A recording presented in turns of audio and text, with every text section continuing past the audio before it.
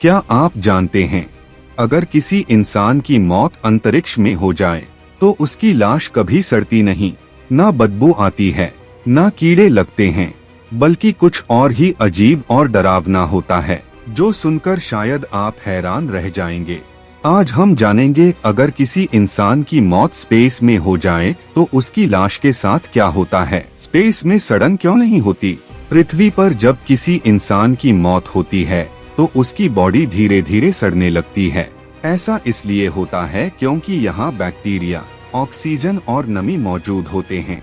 लेकिन स्पेस में ये तीनों चीजें लगभग नहीं होती।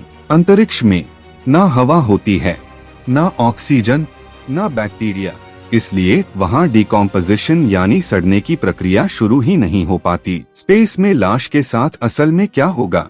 अगर किसी इंसान की लाश बिना स्पेस सूट के अंतरिक्ष में छोड़ दी जाए तो सबसे पहले शरीर के अंदर मौजूद पानी उबलने लगेगा, क्योंकि वहाँ दबाव, प्रेशर बहुत कम होता है। कुछ समय बाद शरीर फ्रीज हो जाएगा, क्योंकि स्पेस का तापमान लगभग -270 डिग्री सेल्सियस तक जा सकता है। फिर धीरे धीरे शरीर का सारा पानी सूख जाएगा और वह एक तरह की मम्मी बन जाएगा। करोड़ों साल तक वैसी ही रह सकती है। वैज्ञानिकों के अनुसार अगर किसी लाश को अंतरिक्ष में ऐसे ही छोड़ दिया जाए तो वह करोड़ों साल तक लगभग वैसी ही रह सकती है, क्योंकि वहाँ कोई बैक्टीरिया नहीं, कोई जानवर नहीं और कोई वातावरण नहीं जो उसे नष्ट कर सके।